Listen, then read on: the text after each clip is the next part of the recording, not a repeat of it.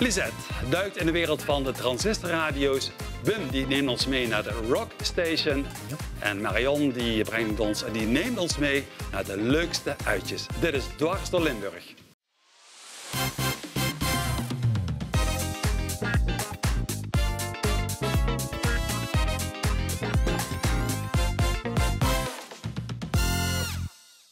Welkom weer bij Dwars door Limburg, het magazine van kunst, cultuur en lifestyle. En vanavond met Lisette, met Wim, welkom Wim, en met Marion. Marion, het nieuwe jaar is begonnen, allerlei goede voornemens, maar jij hebt het over een uitdaging, over een challenge. Hè? Challenge, ja. Een wandelchallenge. Ja, van? Nou, van 500 kilometer. In hoeveel tijd? In hoeveel tijd? Dat mag je doen tussen 1 januari, hebben we al gehad, en 31 mei. En waarom? Dit is eigenlijk een aanloop naar het grote wandelevenement, het meerdaags wandelevenement in Venray. Dat vindt tussen 31 mei en 2 juni plaats. Maar nu hebben ze gedacht, we gaan de mensen stimuleren. En vele mensen hebben goede voornemens, dus we gaan hen ook stimuleren om alvast te gaan wandelen. En hoe doen ze dat? Dan mogen ze geheel op eigen gelegenheid. Je mag zelf bepalen hoeveel kilometer je per dag, per week, per maand wil wandelen. Je kunt je inschrijven via de site van het meerdaags wandelevenement Venray. Je kunt natuurlijk ook kijken op de site van Hart van Limburg en naar kijken wandelevenement. Maar je bent helemaal vrij hoe je die 500 kilometer hoe je die invult. En dat is natuurlijk om de mensen te stimuleren om meer te gaan wandelen. Het is ook een samenwerking met Friends of Walking. Dat is een non-profit organisatie die het welzijn en de gezondheid van de mensen wil stimuleren door middel van wandelen. Nou ja, en wandelen is hartstikke gezond. Marion, 1 januari is geweest. Ik hoor van iedereen wat zijn jouw voornemens. Ook een van de voornemens. Hoe hou je het vol? Wie controleert het? Bij deze challenge ga je dus zelf eigenlijk met jezelf de uitdaging aan van hey, ik ga die 500 kilometer. Je stelt je een doel. Ik denk wel als je een voornemen hebt dat je een doel moet stellen. Niet in het blauwe hinein een voornemen van we zien wel. Ik denk wel dat je een doel moet stellen. Maar er staat de stok achter de deur. Ik blijf toch bezig. Ja, kijk, het gaat toch altijd om zelfdiscipline. Ja. Welke uitdaging dat je ook aangaat. Of het nu minder alcohol is, stoppen met roken, minder eten. De verantwoordelijkheid ligt bij jezelf. Ja. Lisette, wat zijn de activiteiten op het erfgoedgebied? Ja.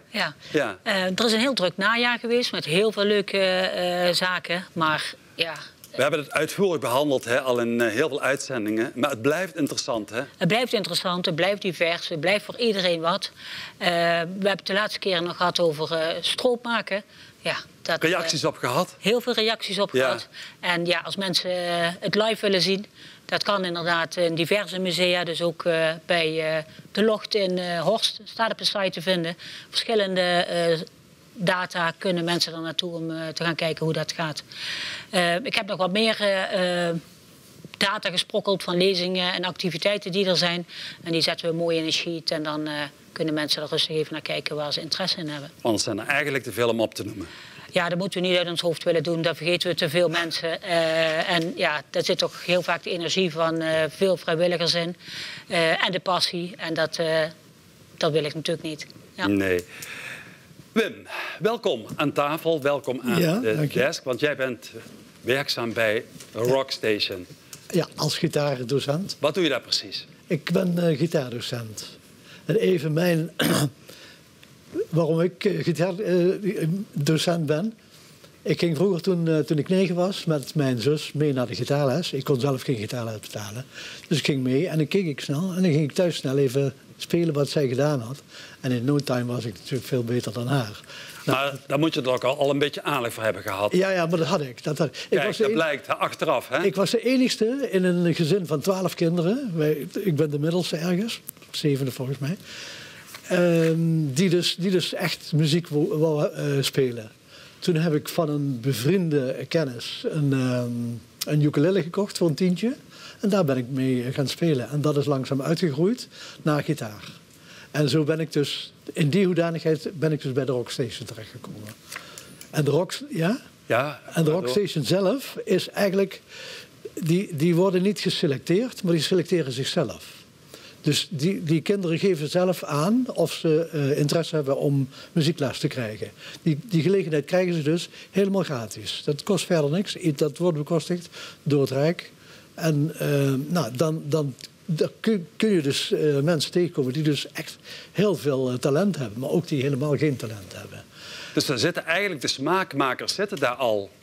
Ja, die zitten ertussen. Maar die kennen wij dus pas na het seizoen. Na het seizoen weet ik van, die doet wel zijn best, maar die heeft totaal geen talent. En dat is er eentje. Ik zie toevallig deze mensen hier, die ken ik ook. En die hebben ontzettend veel talent. Die hebben al een band gecreëerd uit de Rockstation. Okay. En die treden dus nu ook op. En daarvoor zie ik echt talent in. Echt goed, ook in de toekomst.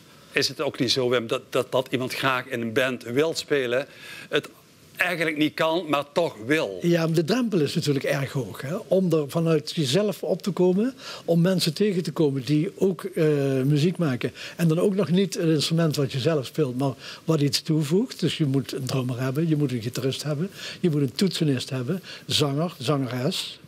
Dus die moet je allemaal hebben. En dit komt allemaal samen bij de Rockstation. En daar kiest men uit al die mensen die er zijn, de mensen die je nodig hebt voor die band. En die zetten wij dan bij elkaar. En die proberen we dan te laten zien hoe het werkt met een band. Dus die drempel is veel lager als dat je hem zelf zou moeten gaan zoeken. Mooi. Ja. Ik ben eigenlijk benieuwd.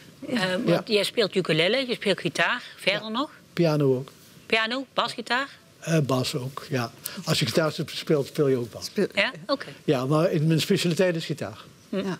Ik ben eigenlijk jazzmuzikant, gypsy jazz. Moses Rosenberg van het Rosenberg Trio heb ik onder mijn hoede. Ik ben dus de manager van hen ook. Dus in die hoedanigheid weet ik eigenlijk alles wat daarin speelt. Okay. En in heel klein ga ik dat natuurlijk in de Rockstation brengen. Dan begin je natuurlijk heel erg klein met makkelijke dingen. En dan zie je vanzelf wat eruit komt. Oké. En die jongeren die kunnen zich in september of zo aanmelden voor de Rockstation? Ja, die komen volgens mij, dat seizoen begint... volgens mij, nee, toch begin dit jaar zijn de nieuwe weer begonnen. Okay. Nu hebben we de nieuwe lichting alweer.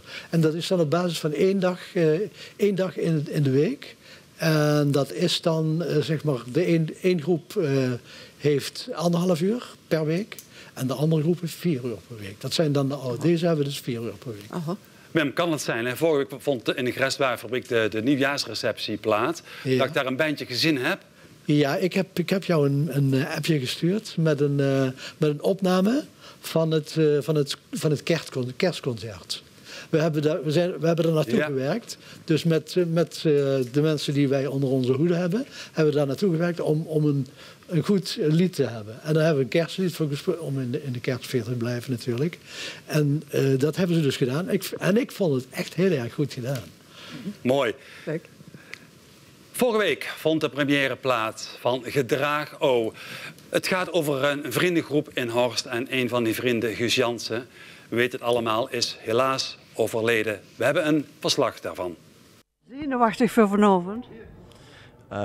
Eerst wel, maar daarna vielen we mee. We hebben het gelukkig in ieder geval aan de hoofdrolspelers hebben al een viewing gehad. Er waren in ieder geval de mensen, de familie, de vrienden, die hebben het allemaal al gezien. Nou ja, en dan voor het eerst wel een grote zaal, maar wel toch wel stiekem trots, denk ik.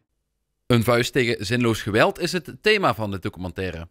Toch lijkt Horst de laatste weken in de ban van dit nieuws na meerdere incidenten. Ja, de film is eigenlijk een statement tegen zinloos geweld, tegen alle vormen van geweld. En dat het in Horst, dat je steeds vaker hoort dat er incidenten gebeuren en denk van ja, waar zijn we mee bezig jongens? Denk eens na, wees een beetje lief voor elkaar. En ik hoop dat de film daar iets positiefs aan bij kan dragen. De belangrijkste reacties wat wij vonden, dat was die van de vrienden en de ouders van Guus. En die vonden het mooi en een eerlijk verhaal. En dat was voor ons eigenlijk het allerbelangrijkste. En met zo'n film als je zo'n film maakt, moet je ook eigenlijk heel nederig zijn. Want ja, het is zo gevoelig en precair allemaal. En de hoofdrolspelers en die ouders, die rouwfase is nog lang niet voorbij. Dus ik ben vooral dankbaar dat zij het verhaal hebben durven doen. En ik heb het gevoel dat wij ook, ja, wij hebben in ieder geval stinkende best om daar ook een mooie film van te maken. Terwijl we toch proberen eer te doen aan, zeg maar, ook aan hun gevoelens, zeg maar. 27 december hebben we in een klein comité al mogen aanschouwen. En dan denk je dat je dan er wat tegen kan en dat er geen tranen zouden vloeien, maar ik weet niet hoe het bij u was. Maar net zo goed gaan we met elkaar door. We hebben ooit die hashtag uitbedacht en die hashtag die staat voor tegen zinloos geweld, tegen racisme, tegen pesten, tegen discriminatie, tegen eigenlijk alle vormen van fysiek en mentaal geweld. Dat mensen als ze gedragen zien terugdenken aan Guus, terugdenken aan hun eigen gedrag van is dit wel goed en kunnen we elkaar ineens op aanspreken. Wat je normaal niet doet, maar dat wel eigenlijk een groot probleem is in de maatschappij. Ik vind het echt prachtig geworden, dus toch wat ik had verwacht. Of het zijn eigenlijk boven verwachting. De jongens hebben uitstekend werk geleverd en ik ben er zeer trots op hoe die is gemaakt. En was je niet zenuwachtig? De eerste 2 keer wel. Voor vanavond was ik iets minder gespannen, maar dat zal nog wel komen. Dat is dan kwam later na, had ik toch wel wat spanning toen de zaal vol zat. Hoe is het om jezelf terug te zien in de film? Dat is een bijzondere vraag. Het is soms wel confronterend. Je reflecteert nog een keer op jezelf. Je moet soms wel even lachen van wat voor dingen je doet op de camera. Maar ik heb zoveel mogelijk van mijn hart proberen te spreken. En ik denk dat dat goed overkomt.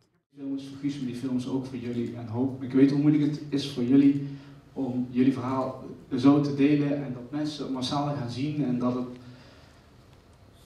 Maar ik hoop dat we in ieder geval eer hebben kunnen doen aan jullie verhaal, aan het leed. En hopelijk dat dit toch nog iets moois is, zeg maar. En dat we Guus nooit gaan vergeten.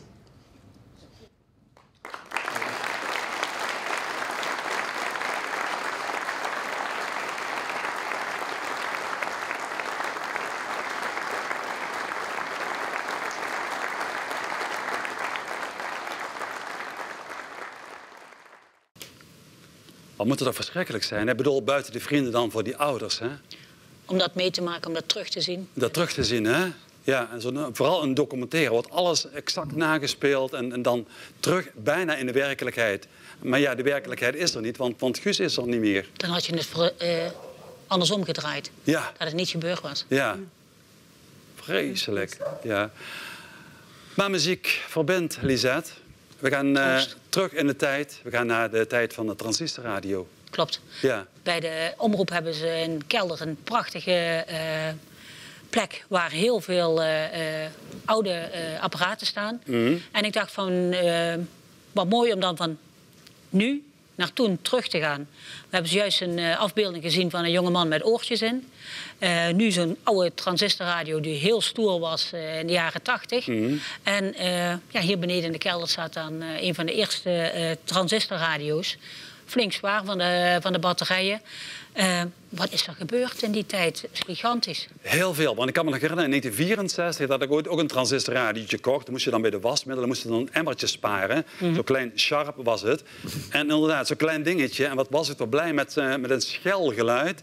Ja, dat kun je inderdaad niet vergelijken met de kwaliteit die je nu haalt uit een bijvoorbeeld telefoon alleen al. Dat is onvoorstelbaar. Ja, wat de tijd echt vooruit is gegaan. Ja, ook heel mooi dat je die herinnering wel hebt. Hoe trots dat je daarop was. Ja. En hoe dierbaar dat voor je was. Ja, zeker. Dan had je alleen maar de middengolf had je amper FM. En nu heb je dan DAB radio, noem maar op. Dus het is echt te gek, die stap die wij al gemaakt hebben. Ja, en dat was ook mooi, dat zien we dadelijk ook in de reportage. De passie van de vrijwilligers die hiermee aan de slag zijn, dat spat er vanaf. De lol die ze erin hebben, dat vind je eigenlijk ook in de reportage dus. Je maakt mij benieuwd. Het is wel terug aan het komen, hè? Ja. De transistorradio. Tegenwoordig is het een ghetto blaster. Ja. Dan hebben ze zo'n ding, die moet je echt op de schouder hebben, anders kun je hem niet dragen. Nou, dat is cool. Dan ben je er helemaal in. Dus wat dat betreft is die transistorradio wel weer teruggekomen. We gaan kijken. Ja. Heren, hartstikke fijn dat jullie tijd hebben genomen om even samen met mij verschillende zaken door te lopen. Want Ja, er zijn wel wat bijzonderheden hier. We zien een hele serie apparaten, prachtige foto's, reclamemateriaal. Wie beheert dit museum? Ja, dit museum is een klein beetje tot stand gekomen door een paar ouderen, gepensioneerde mensen die werkzaam zijn bij de omroep. En daar staan er hier 3 van. Dus dat is Kees, Piet en ikzelf. En ja, hoe is dit allemaal gebeurd? We hadden wat spullen van de vorige locatie. Zijn we hier naartoe verhuisd, een jaar of 20 terug. En iedereen bracht maar wat mee. Van dit is misschien bruikbaar bij de omroep nog. De omroep heeft zelf vernieuwd. Dus er is heel veel nieuwe apparatuur gekomen. En de oude apparatuur die hebben we op een gegeven moment een plekje gegeven. Deze ruimte die kwam toen ook vrij. Die was eigenlijk vrij. En toen kwam het idee van, kunnen we misschien een kleinschalig museum beginnen. Met spullen van de omroep, maar ook van vroegere tijden. Hè? Dus erfgoed noem ik dat dan. En zo is dit in al die jaren gegroeid. En we zijn nu eigenlijk in een fase dat we eigenlijk geen plek meer hebben. Dus, Wat zijn de emoties? Ja, het zit ook een beetje in mijn eigen verhaal. Vroeger ging ik aardbeien plukken en daar kocht ik mijn eerste radiootje van. Dat was een klein winkeltje op de Nindersweg. En daar mocht ik voor de centjes mijn eerste draagbare transistorradiootje gaan kopen. Nou, daar was ik dolgelukkig mee. Weeksalaris was in de 50er jaren was, 35, 40, misschien 100 gulden in de week. En als je dan ziet wat een radio kostte in die jaren, dit is al zijn we al iets verder, maar dan ben je toch al 500, 600 gulden kwijt. Dan moet je 6 tot 8 weken werken om een radiootje te kunnen kopen. Daar moet je nu mee aankomen in deze tijd. Dat is best wel het een en ander veranderd. Ja, dat is zeker wat veranderd. Want ik kan me nog herinneren dat mijn oudste zus van de Persil wasmiddel kon je sparen, maar je moest er wat geld bij leggen. En dan kocht zij haar eerste draagbare radiootje, want het hing later aan de mand met augurken plukken. En ik weet dat mijn vader wel eens riep vanuit de verte, zet dat ding zachter en anders schijt er ervan. Dat was Radio Luxemburg, daar was niet veel op te ontvangen, maar het was modern, het hoorde bij de tijd en iedereen wilde een draagbaar radiootje. Ja, wat zien jullie? Een heel mooi oude grammofoon met ingebouwde luidspreker in een koffertje. Prachtig apparaat, eind jaren 50, begin jaren 60. En die kon je meenemen naar een verjaardagspartijtje met een plaatje. En dan kon je de hele avond 1 plaat draaien. Mensen hadden er toch geen erg dat er... Of een LP kon je er ook op draaien, er zaten meerdere nummers op. Kees, je staat bij een schoolradio. Wauw. Mooi hè? Schoolradio. Je radio werd er wel voor andere doelen gebruikt. Ook thuis werden er naar hoorspellen geluisterd, 's avonds, het hele gezin. Want televisie was er niet, dus er was dan enigste werd er een verhaal verteld. Nou noemen ze dat bloggen of vloggen. Ja?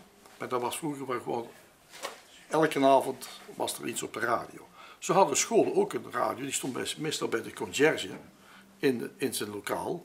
En dan hadden ze luidsprekers in de klasse hangen. En de conciërge bediende dan de radio. En dat was de schoolradio. Die zat in een kist, afsluitbaar, want niemand mocht eraan komen. Peperduur apparatuur in die tijd.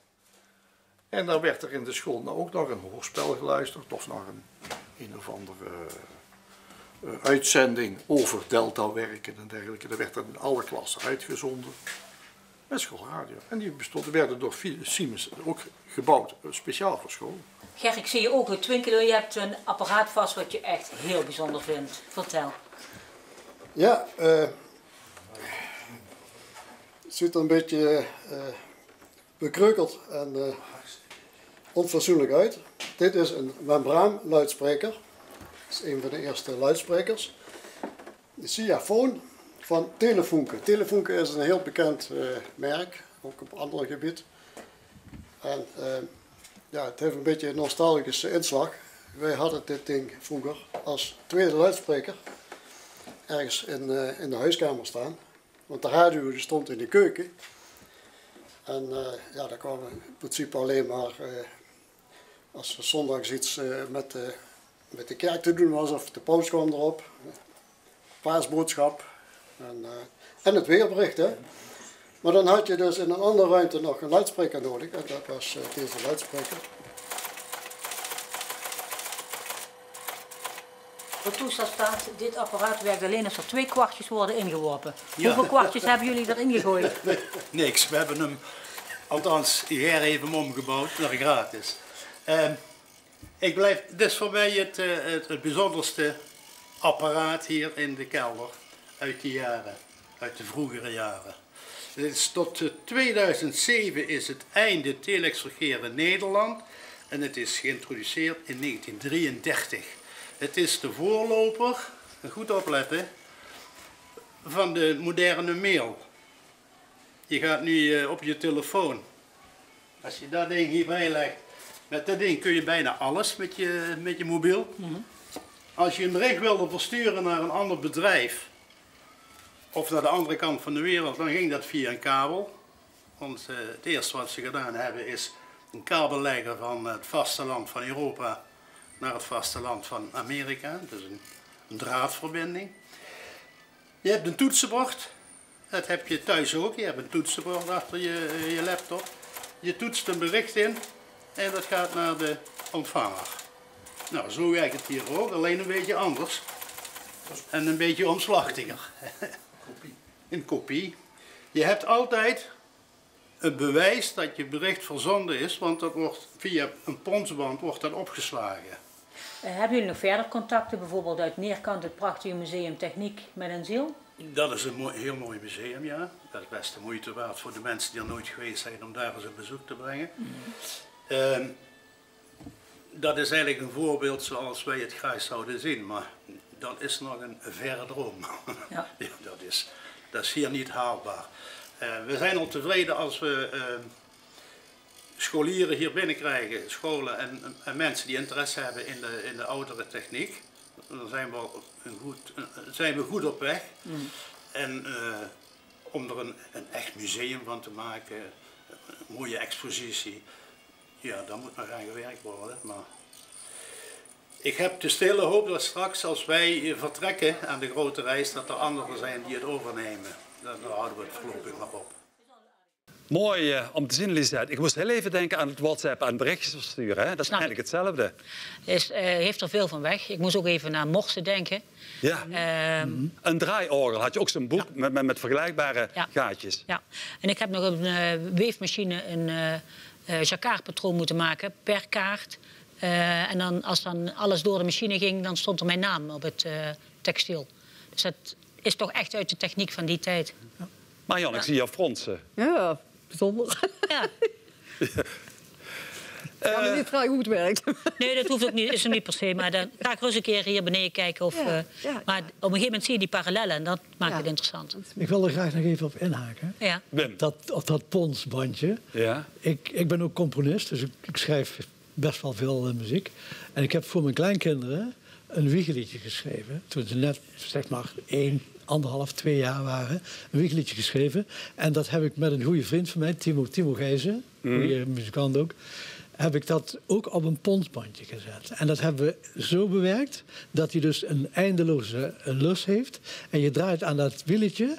Ja. En dan hoor je dus inderdaad dat wiegeliedje op die bekende doosjes, die ken je wel, die muziekdoosjes. Ja, ja. Nou, dat is het dus, maar dan wel met ons eigen bandje en ons eigen liedje erin.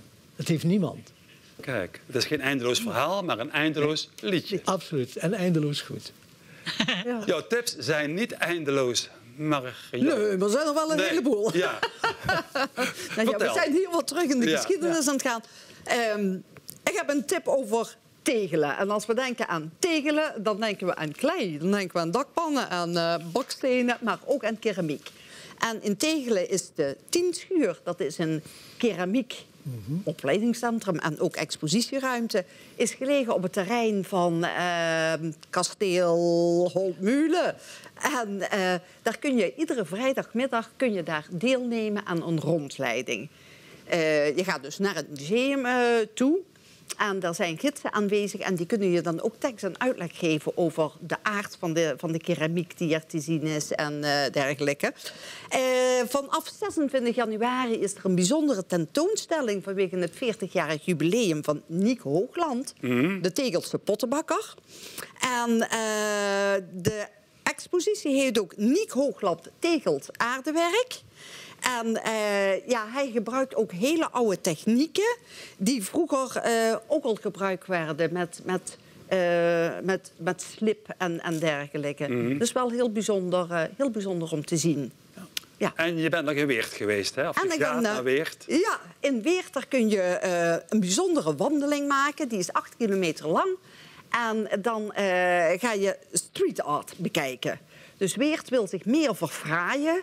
En ze hebben een aantal kunstenaars opdracht gegeven om echt grote murals te maken van bijvoorbeeld de graven van Horn, dus een stuk geschiedenis. Maar ook kunstenaars die zo hun eigen ding mochten maken, ja, zoals hier op viaducten, maar ook op elektriciteitskastjes, maar ook even buiten het centrum van Weert. Dus op schuurtjes en dergelijke. Ik herken het een beetje, want hier in Panningen heb je ook een wand van een flatgebouw. Die is ook zo mooi beschilderd. Je ziet het steeds meer. Ja. Heerlen heeft dat ook en Roermond beginnen nu ook te komen. Maar Weert is daar nu echt volop mee bezig. Stond vorige week ook nog een artikel van in de krant dat Weert dat echt onder de aandacht wil brengen.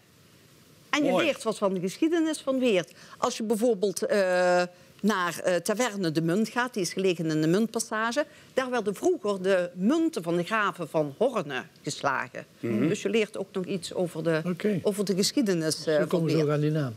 Ja. De Munt. De Munt. Heb ik altijd afgevraagd. Het is daadwerkelijk daar wel in de munten geslagen. En de route is, zoals ik zei, 8 kilometer. En je kunt er fietsen of wandelen. Ja, oké. Ja, Wim, je wordt hier nog wijzer. Ja, nou, vriendjes van mij zaten op school De Munt in Tegelen. Ik heb die naam nooit begrepen, maar... Oké. Ja, kijk. En nooit ouder te leren. Je hebt nog iets kleins voor ons. Kleins? Ja. In het Kuipershuis in Roermond vindt op dit moment de expositie Onder de Wol plaats. Oh, met het koude weer. Lekker onder de wol. Ja. Nou, heel kort, waar gaat de expositie over? We hebben in Nederland ieder jaar ongeveer 1,5 miljoen kilo scheerwol over. We maken steeds meer gebruik van begrazing in de natuur. Schapen. En Nederland heeft geen wolverwerkende industrie meer. En nu is er dus een kunstenares, Christine Meindersma. En die heeft hele slimme dingen bedacht. Wat kunnen we allemaal met die wol doen? Maar als ik het goed begrepen heb, komt er over een paar weken een extra reportage bij jullie. Zeker kijken en zeker ook naar het Kuipershuis in Roermond gaan tot en met 24 maart te bezichtigen. We zijn in elk geval al nieuwsgierig geworden. Goeie tip, ja. Dankjewel, Marion. Wim, we gaan naar jou, want je hebt een videootje meegebracht van Spoor 10. Leg heel even uit wat het is. Nou, Spoor 10 is eigenlijk een afsplitsing binnen de Rockstation. En daar werken mensen aan mee, die dus normaal gesproken ook geen muziek zouden hebben gemaakt, maar die dus nu ook via die procedure in de muziek terecht zijn gekomen. En die hebben dus een band opgericht. En dat is dus een band van jongens, zeg maar een jongen en één meisje van 14, 15 jaar, denk ik. En sorry? We gaan er heel even naar kijken. Ja, dat is goed.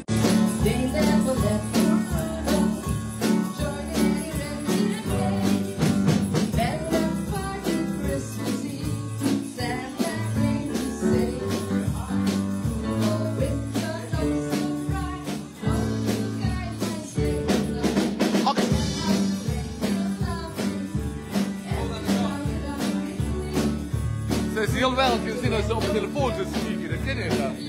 Maar ik was verteld dat ik kijk deze foto. Oh. Ja la la la la la. Ja la la la la la.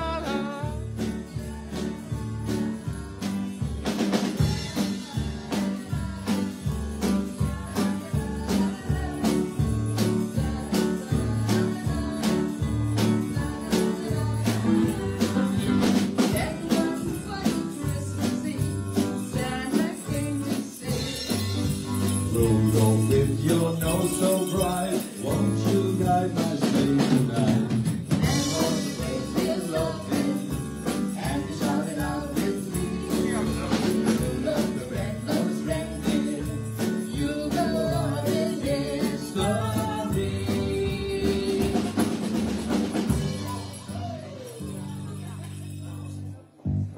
Dankjewel voor jullie aandacht. Oh.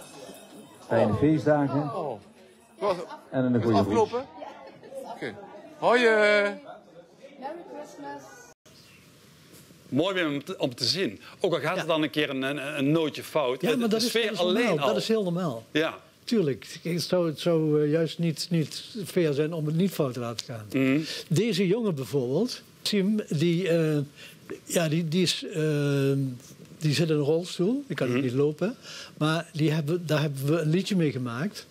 Een zigeunerliedje. Dat speel ik dan op de gitaar. De solo. En Sim, die doet met één vinger... Hij heeft zijn handen dus echt zo staan. Met één vinger doet hij de hele baspartij. Oh. En dat is echt fantastisch. En dat hebben we ook al gedaan bij een uitvoering. Op een of ander festival, daar was hij ook. Ik zei, Sim, zullen we even een liedje doen? Ja. Nou, toen hebben we dat dus gedaan. En hij heeft er ook ontzettend veel zin in. Om dat te doen. En hij zou dus normaal gesproken ook nooit aan muziek maken toe zijn gekomen. Als dit niet op zijn pad was gekomen. Ja. Mooi. Ja. Echt bewonderenswaardig. Ja. Is het niet vaak, Wim, willen is kunnen? Ja, dat klopt. Maar andersom ook. Kunnen ze ook willen. Kijk, mooi. Ja. Lisette, ik ga weer naar jou. 2024, het jaar van de gezegdes weer. Ja, zeker. De reeks zijn we vorig jaar opgestart. Ja. En met de mensen die we vandaag aan tafel hadden staan, dacht ik, kijken hoe ik daar een verbinding mee kan maken. Ja. Begin. Daar zit muziek in. Met deze mensen is het al niet moeilijk.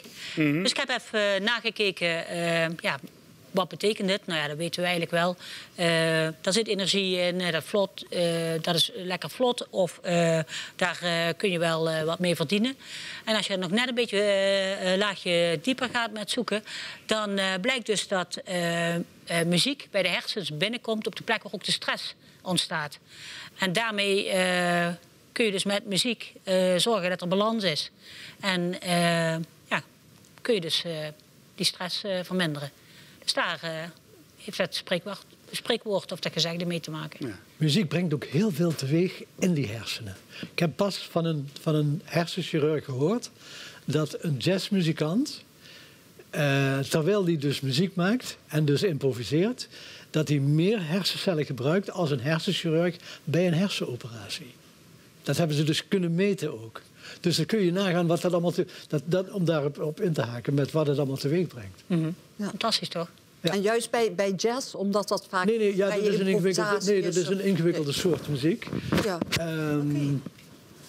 Ja, dan kom ik weer op dat improviseren terecht, maar dat hoef ik niet op uit te wijden.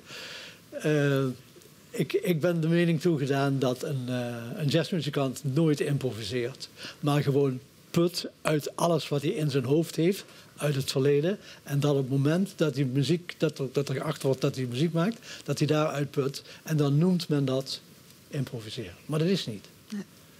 Marion, tot slot. Wandelen met muziek in je oren.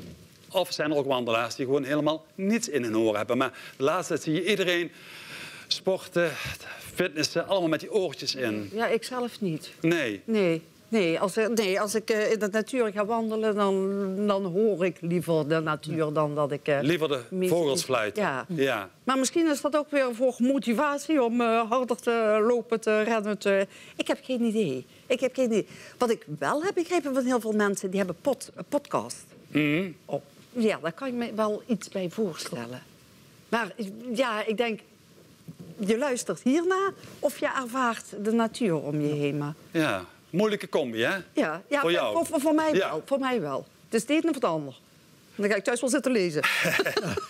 Goed, dankjewel Lisette, dankjewel Marion en dankjewel Wim. Ik hoop dat je het leuk vond. Ja, zeker. Oké, dat was je weer. Dwars door Limburg voor deze week. Volgende week zijn we er weer. Nog een hele fijne avond.